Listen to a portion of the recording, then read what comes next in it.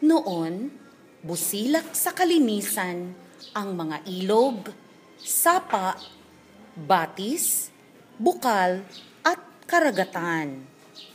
Kaya naman, nagaganyak ang mga tao, musmusman, bagets, magjowa, pati senior citizens na magtampisaw, maligo at maglabadami labango sa mga lubluban ng kalabaw. Yamang tubig pala.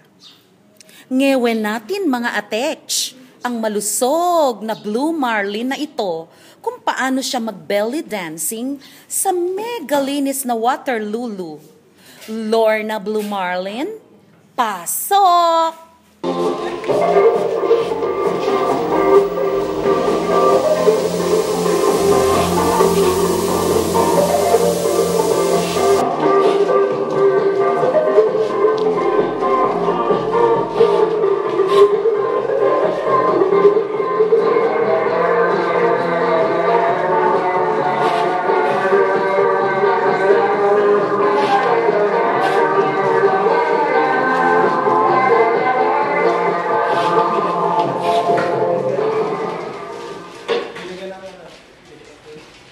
Hindi rin padadaig sa ligaya ang mga puno sa kapaligiran.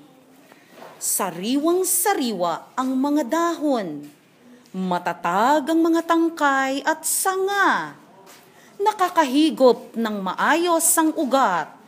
Hindi na kailangan ng Rescue 911 ng Malabanan Excavation na undisputed tagasipsip ng ihi at etats.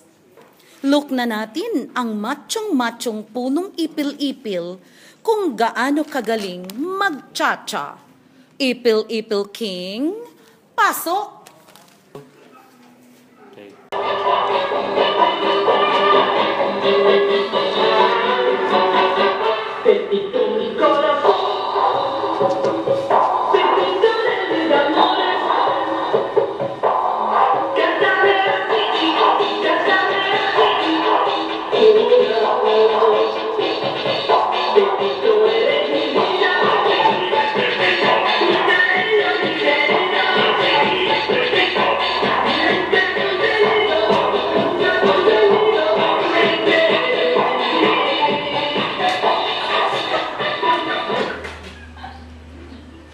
Siyempre, kahit saang hardin, hindi mawawala ang mga bulaklak.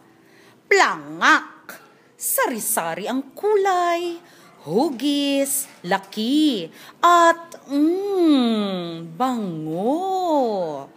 Pero mga atech at kuyakoys, naiiba ang flower na itech. Kabubukaka pa lang. Ang smell? Very feminine-like PH Care. Give way to the reyna ng hardin sa kanyang sayaw na mahinhin. Take it away, Sampalipuput.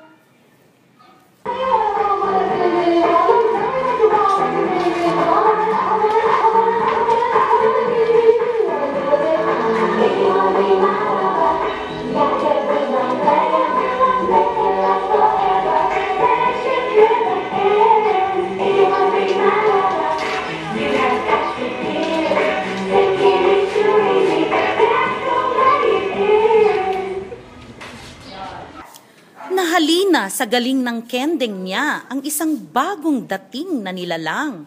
Take note, hindi siya balikbayan. Aba, di raw siya magpapatalbog. Tinalo lang naman niya ang nakakaantok na boses ni Ibong Adarna. Umatras lang naman sa biritan konte sina Charis Pepengot, Angeline Quintorotot, Lani Sinangkutsa, Leia Talonggonisa, at Ku Napasma nang malamang siya ang makakalaban nila. Ladies and gentlemen, ang Echas Queen of Songs, Madamo Sylvia Laturete. Come on down!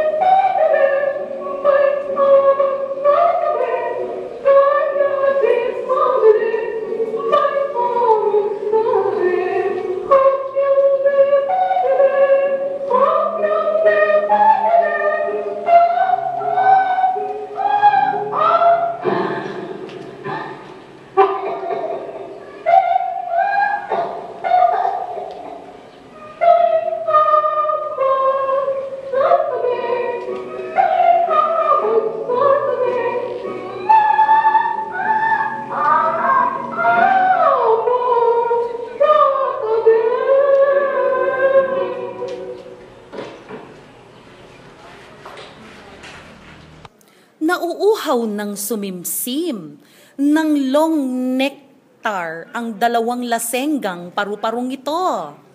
Tila fresh from pamamasyal ang mga sosyalera. Wait!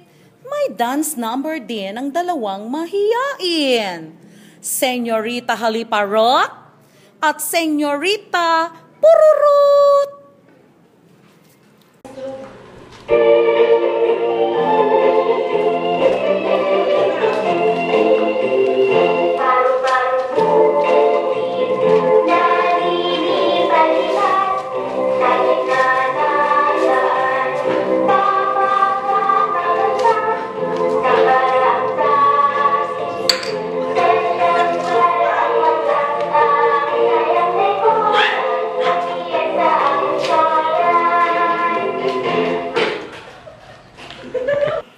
Masayang-masaya ang diwata ng kalikasan. Araw-araw niyang binabantayan ang mababait niyang kaibigan.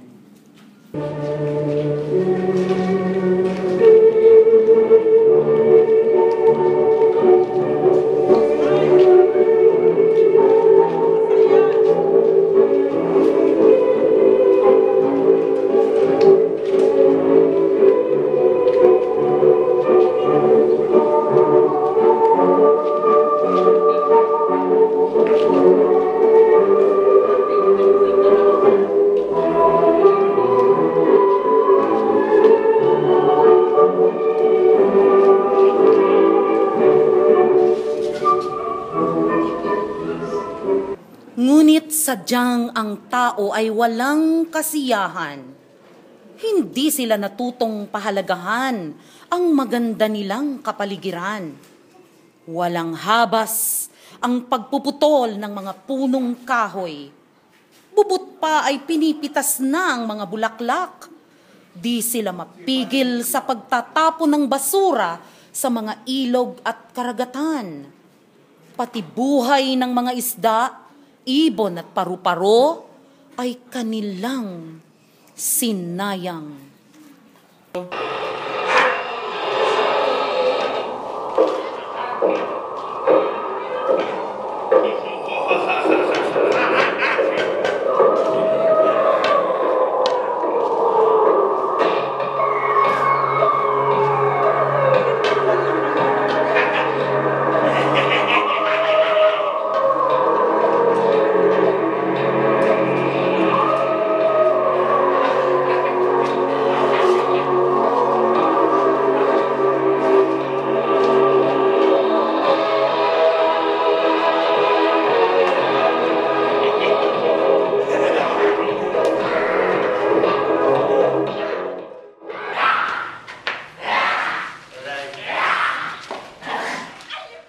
Sa labis na kalungkutan, nagkasakit ang diwata ng kalikasan. Animoy libingan ng buong kapaligiran. Nakabibingi ang katahimikan. Nakasusulasok ang amoy ng dumi at usok. Nakapangingilabot ang kinahinatnan ng kanilang pagmamalabis at kalupitan. Ang mundo ay tinakasan na ng sigla at buhay.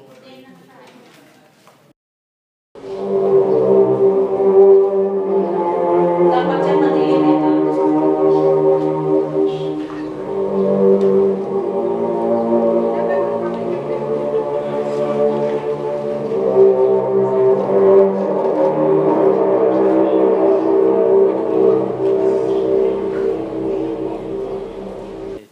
Ngunit ang Panginoon ay bukal ng awa at pagpapatawad.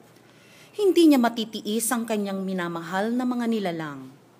Dahil dito, isinugo niya ang kanyang anak upang tubusin ang kasalanan ng sanlibutan. Muling pinanumbalik nito ang buhay ng lahat ng nasa kalikasan. Dahil dito, nagpuri ang lahat sa kadakilaan ng Diyos na isinilang sa sabsaban. Purihin ang dakilang Mesiyas, sumaiyo ang lahat ng kadakilaan at kapurihan.